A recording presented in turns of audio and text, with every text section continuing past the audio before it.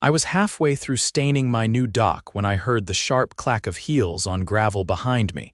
That could only mean one thing. Deborah Penwin from the HOA was stomping into my life again.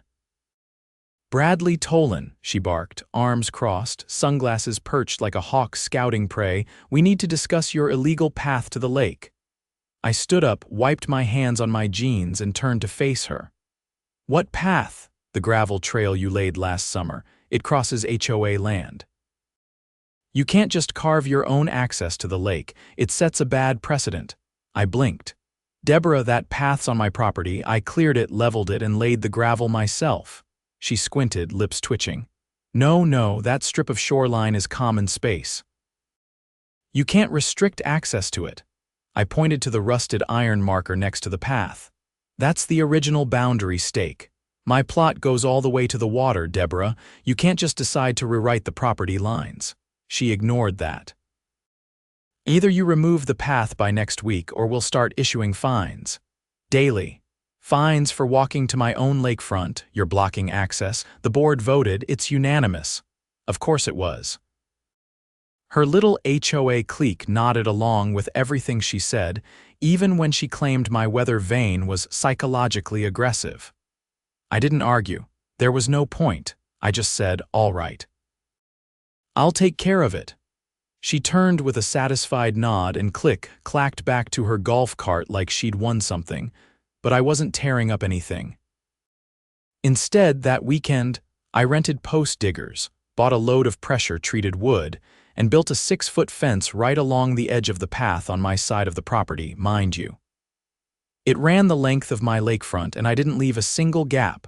By Sunday night, I had a private shoreline. And Deborah?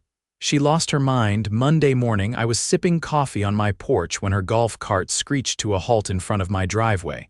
She was already yelling before she stepped out. "You fenced off the lake. You can't do that." "This is a public easement." I took a slow sip and said, "You said the path was illegal, so I blocked it." "Problem solved," she huffed. "The HOA will not allow this. You will be fined and we may pursue legal action." I nodded. "Perfect. I'm looking forward to it." Because what Deborah didn't know was I had something she didn't. The original land survey, signed and stamped, showing the property line ran all the way to the shoreline. And I was ready. By Tuesday, the fence had triggered a full-blown meltdown at the HOA office. I only knew because my neighbor, Jules, who worked part-time at the town clerk's desk, dropped by that evening carrying a 6-pack and a raised eyebrow. "You know you've got half the board in a panic, right?" he said, handing me a cold one. I leaned against the fence and cracked it open. "Let me guess. Deborah's claiming I'm obstructing emergency access to the lake now," he chuckled. "Close. She's pushing a motion to classify the shoreline as a shared ecological resource, whatever that means." I took a long drink. Desperate then. Beyond. "She's been in the zoning office twice today. Tried to get them to reclassify your property as limited access frontage. Clerk told her that isn't a real term." That made me pause. Not because I was surprised, but because I knew where this was heading. If they couldn't bully me out of the land through intimidation or fake fines, they'd try to rezone me out of it. So I got ahead of it. Wednesday morning, I drove to the county records office and requested a certified copy of my parcel's original deed dated 1987, complete with hand-drawn boundary lines and legal descriptions. Then, I had it scanned, notarized, and mailed a copy to myself for the legal timestamp. Next, I paid a visit to the zoning commissioner's assistant, a woman named Ree who remembered me from the time I'd helped her brother tow a frozen U-Haul out of a ditch 2 winters ago. She took one look at the documents and said, "They're trying to zone your shoreline as public, without due process, and they're pretending it's for environmental protection." She rolled her eyes. "That's not even their jurisdiction." "Good. I'd like you to put a note in the file stating that I submitted a certified copy of the original deed for reference." Done by Friday, Deborah made her next move. This time, she didn't come herself. She sent a certified letter, folded into a thick envelope with a gold-embossed HOA seal. Inside was a formal notice accusing me of creating a hostile obstruction and demanding removal of unauthorized structures within 10 days or face compulsory arbitration. I folded the letter back up, dropped it in a folder marked Evidence, and made one phone call to my cousin Avery, who happened to be a land use attorney in the city. She met me for coffee the next morning. "This isn't just overreach," she said, flipping through the paperwork. "This is attempted encroachment. If they're pushing arbitration without a legal basis, they're setting themselves up for a civil suit. They don't think I'll fight back. Good. Let them keep thinking that." She drafted a cease and desist letter citing municipal code violations, misuse of HOA authority, and interference with lawful property usage. We sent it by priority mail and email to the entire board. By Monday morning, I had radio silence. Until the unthinkable happened. That afternoon, I came home from work to find a backhoe parked on the edge of my property. A man in a reflective vest stood next to it, holding a clipboard. When I approached, he looked up and said, "You the homeowner?" "Yes. I've got an order to remove unauthorized fencing and restore public access to the waterfront." My stomach turned. "From whom?" "HOA Permit Division." "There is no such division." He hesitated. "They gave me this." He handed me a printed work order with a forged-looking signature and a phony permit number. I snapped a photo of it with my phone. "Don't touch anything. This is criminal trespass. I'm calling the sheriff." He backed off immediately. The deputy arrived within 15 minutes. I gave him the forged permit, the photo of the backhoe, and the name of the HOA board president who had apparently signed the fraudulent order. The deputy's brow furrowed. "You sure this isn't a mistake?" They impersonated a governmental authority to authorize land alteration. "That's not a mistake, that's a felony." He radioed it in. I watched from my porch as he took statements, snapped photos, and finally left with the fake permit and a copy of my deed. That night, I installed motion-sensitive floodlights along the fence line. Not to intimidate, just to document. By Wednesday, Deborah was knocking again, no heels this time, just damp sneakers and a tight, forced smile.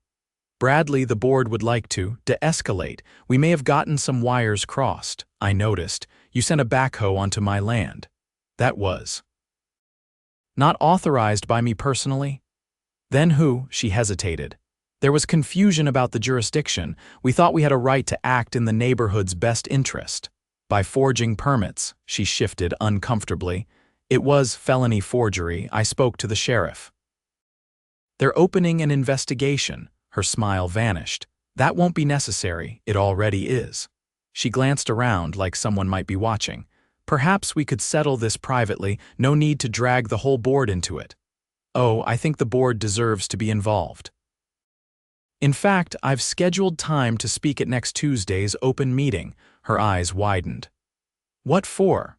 "To present documented evidence of unlawful activity by the board, including impersonation of a public official, unauthorized land alteration, and attempted seizure of private property." She didn't speak, just turned and walked away slower than usual. I spent the rest of the week preparing my presentation. Avery helped me organize the timeline of events, cross-reference the HOA bylaws, and highlight the parts where the board had overstepped their legal bounds. By Tuesday evening, the community center was packed. More residents than usual showed up. Word had gotten around about the backhoe incident. When it was my turn to speak, I walked to the front with a projector, a stack of printed copies, and a flash drive. I began with the deed. Then the boundary survey. Then photos of the fence, the forged work order, and the equipment on my land. Gasps echoed when I showed the permit complete with a signature that clearly didn't match any known county official. I didn't raise my voice. I didn't accuse. I just laid out the facts. Then came the final slide. A screenshot of the sheriff's report number, stamped and filed. When I finished, the room was dead silent. Then someone in the back said, "They tried to do the same thing to my dock 3 years ago." Another voice. "They told me my driveway was on shared land, made me rip it up." Within minutes, the room turned. Residents who'd been quietly frustrated for years finally had proof that the board wasn't just overzealous, they were dangerous. By the end of the meeting, 3 board members had resigned. Deborah tried to claim she was misled by incorrect records. But nobody bought it. Especially not when I handed over the email she'd sent the fake permit to the contractor with. The sheriff's office launched a full investigation the next day. As for me, well, I kept the fence. And now, every Saturday, I sit at the end of my dock with a cooler and a fishing pole, watching the sun go down over the lake. No more interruptions. No more threats. Just the sound of water lapping against the shore I legally own. And the knowledge that when you stand your ground with the truth, even the loudest liars eventually collapse under their own weight. 3 weeks passed, and while the buzz from the board resignations hadn't died down, I knew better than to think it was over. The sheriff's office requested a formal deposition, which I gave under oath, walking them through the timeline with every document and photo laid out in order. Avery accompanied me, and the investigator, a stone-faced man named Detective Lorne, asked questions without blinking. When I handed over the email chain that linked Deborah to the forged work order, he paused just long enough to highlight the sender's email address. "I'll need access to the metadata on this," he said. Avery nodded.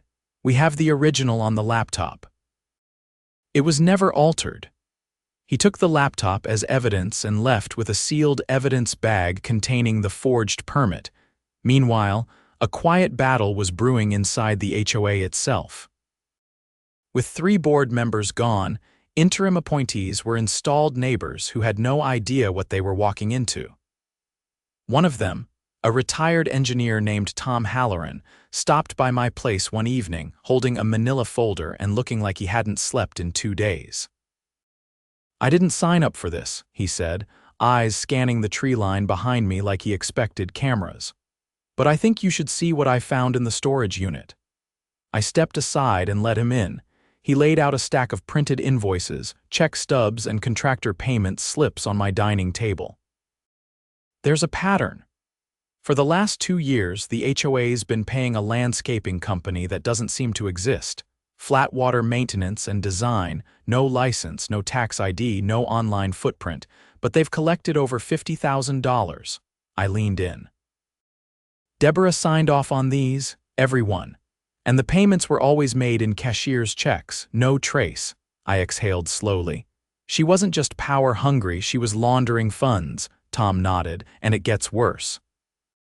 The board once approved a special assessment for shoreline erosion control. You remember that sudden fee hike last spring? I clenched my jaw. Yeah, they claimed it was for riprap installation. I never saw a single rock delivered.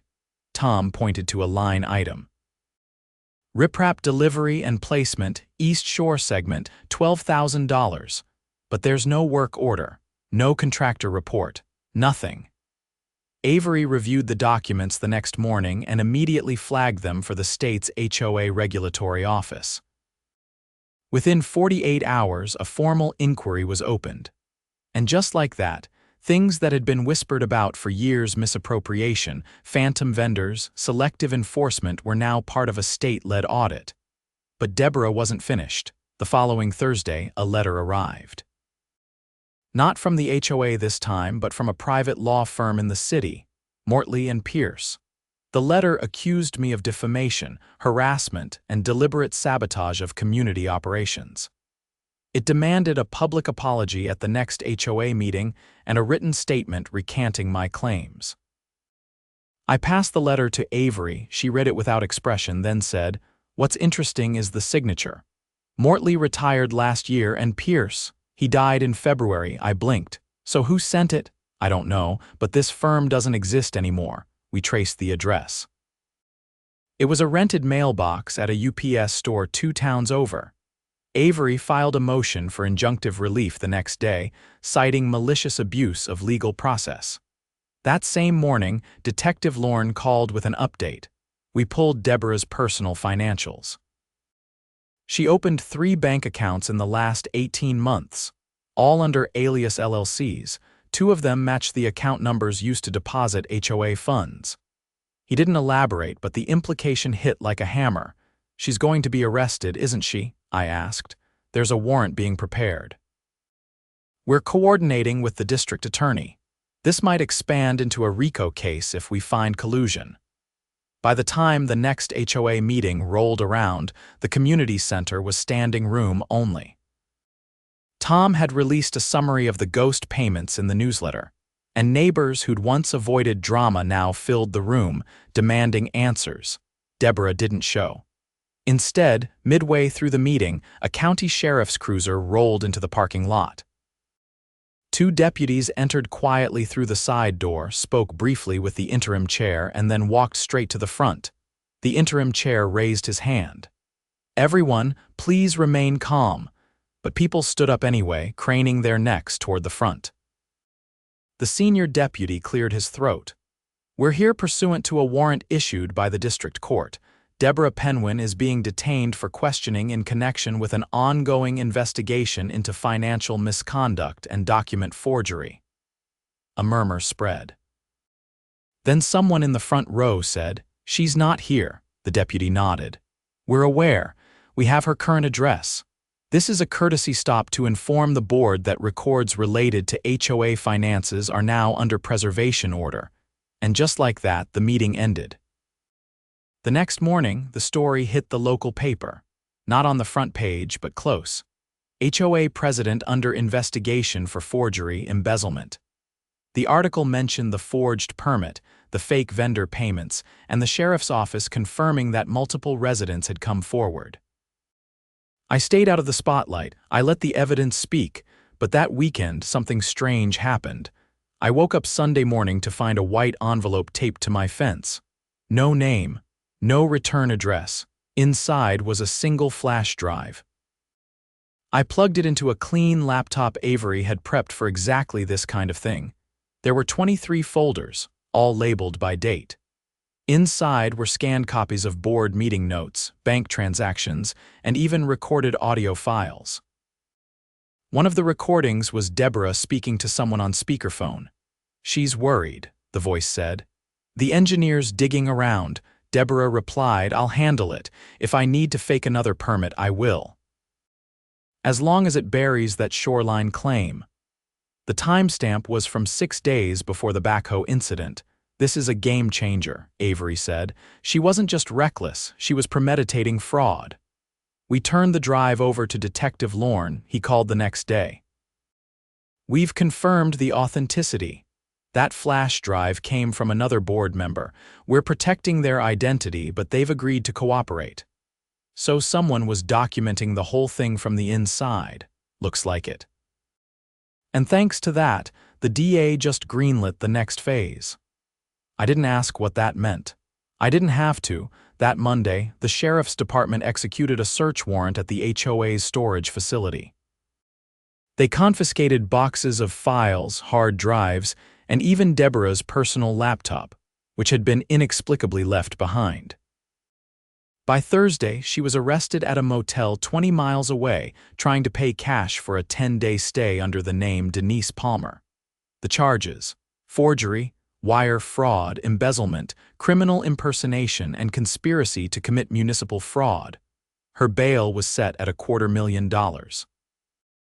No one posted it. The state froze the HOA's accounts pending a full audit. The interim board called an emergency vote to dissolve the existing HOA charter. 2/3 of the residents voted yes. The HOA, as it had existed under Deborah's rule, was officially disbanded. In its place, a volunteer neighborhood council was formed advisory only. No enforcement powers, no fines, just communication and coordination. Tom was elected chair by unanimous vote, and me. I was asked to help draft the new neighborhood guidelines. I kept it simple: no restrictions beyond municipal code. No fines without court approval, and no president. Ever again, the fence stayed up, the path too. And every Saturday now, more neighbors come down to the dock not to protest, not to complain, but to fish, laugh, and sit in the sun. We built a bench at the shoreline's edge. Carved into the backrest is a single phrase: truth holds the line. The frost came early that year. By mid-October, the lake was dusted with a sheet of glassy stillness, and the trees lining the shoreline glowed red and orange under a cold sky. I was out back stacking firewood when Tom showed up again, this time with a box tucked under his arm and a scratch on his cheek like he'd been wrestling bushes. "I'm clearing out the last of the board documents," he said, setting the box on my porch steps. "Thought you might want this." I lifted the lid. Inside were folded maps, a few manila folders stamped HOA Confidential, and a small black notebook with a cracked spine. I picked up the notebook first and flipped through it. Each page was a log, dates, times, initials. Some entries just had vague notes like email to county delay response or DP contacted consultant re, parcel 12B. But others were more direct. One caught my eye immediately. May 14 meeting W/JS re, fire code loophole discuss controlled burn test south lot. I looked up. "Controlled burn," Tom nodded slowly. "That's the part we didn't know until last week. The fire marshal turned over a report, said someone submitted a request last spring to test emergency burn procedures on unused HOA lots. The request was denied too close to residential property. But a week later, a brush fire accidentally started on the south end, just past the tree line. I stared at him. "That fire that came within 100 feet of the Brannigan place," he nodded. "Same one. The fire marshal always thought it was suspicious, but he couldn't prove it." Now, with the notebook and the permit application, the DA's adding reckless endangerment to the list of charges. I sat down on the top step. "They were willing to start a fire to clear a lot," Tom crouched, elbows on his knees. "It wasn't just for clearing. That lot borders the lake too. If it was declared hazardous or uninhabitable, the HOA could have petitioned the city to fold it into common space. They were trying to expand the lake access zone." I ran a hand over my jaw. "That's arson. On top of fraud, impersonation, and theft. And possibly attempted land seizure under false pretenses." He took out another sheet. "The county assessor's office just finished their review. Turns out Deborah filed a quiet title action on your shoreline last year. She claimed the original boundary markers were displaced during a storm in the 90s. There's no record of the claim being served to you." My mouth went dry. "She tried to legally steal the land behind my back. Didn't go through. The clerk flagged it for missing documentation and shelved it. But it proves intent." I stood and walked to the fence, staring out at the water. The lake was still, perfectly still. "Has the DA filed the full case?" Tom nodded. 39 counts total. "They've sealed most of the pre-trial evidence, but we've been told it includes everything from forged emails to hidden accounts in 3 states. She's facing serious time. And they're still building cases against 2 former board members who signed off on the payments." I tapped the top rail of the fence. "You think any of them will try to retaliate?" "Not likely. The community's changed, Brad. People saw what you did. You stood your ground when no one else would. They're not going to let someone like her back into power again." He left the box with me, and I spent the better part of that evening reading through the rest. The maps were annotated with colored pencil red lines sketched over property boundaries, arrows pointing toward the lake, little notes like Phase 2 and reassign utility access. It was like peeking behind the curtain of a years-long scheme to slowly turn private lots into common land through paperwork, intimidation, and bad faith policy. I found one sheet with my name on it. "Tolen parcel problematic, may require legal action or bypass." Bypass, that was the word. They never thought I'd push back. They thought I'd roll over like the others, but I didn't. And because of that, the whole thing unraveled. 2 weeks later, I got a call from the assistant DA. They were forming a community impact statement and wanted my input. Not just about the crimes, but about the culture that had allowed it to fester. I met her at the courthouse. Her name was Alexis Morin, sharp-eyed, no nonsense, but respectful. She asked me questions for nearly an hour, not just about the events, but about the people affected. "Why do you think no one spoke up sooner?" she asked, I leaned back in the chair. Because it was never loud. It was a slow squeeze, a fence here, a fine there, a warning letter, a rumor. Most folks figured it was easier to pay the fee than fight it. But once you realize they're not just wrong, they're lying, it changes everything. She nodded. The judge is considering a sentencing hearing with community participation. Would you speak? I will, I said, and I did. 3 weeks later, I stood in front of a packed courtroom. Deborah sat at the defense table in a gray blazer, her expression blank. There was no arrogance anymore, no certainty, just a woman cornered by her own ambition. I told the court about the forged permit, the backhoe, the fake law firm, the private shoreline they tried to take with a lie. I told them about the fire, the notebook, and the whisper campaign that turned neighbors into suspects. I ended with this. We don't need more rules, we need fewer rulers. What happened here wasn't about property, it was about control, and what stopped it wasn't a lawsuit or a badge, it was sunlight, that's all it ever takes.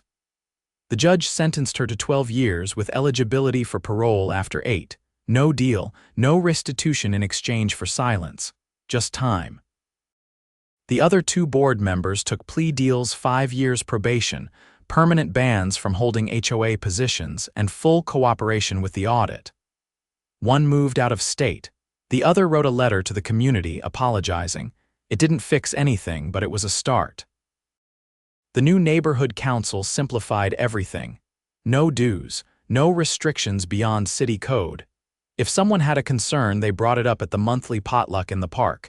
If a tree needed trimming, neighbors pitched in. No fines, no threats, just people talking to each other. One day in early spring, I walked the lake path again. The same path I'd built with my own hands. The fence still stood, but now it had a small gate at the end, not locked, not even latched. Just a simple wooden arch with a sign overhead. Private, it read. But welcome if you ask. Because ownership wasn't about keeping people out, it was about making sure no one took what wasn't theirs. That summer, the lake saw more visitors than it had in years. Kids fished off the dock. Families picnicked at the edge. And the only rules were the ones we made together. The HOA was gone. The threat was over. And for the first time in a long while, the lake was just a lake again.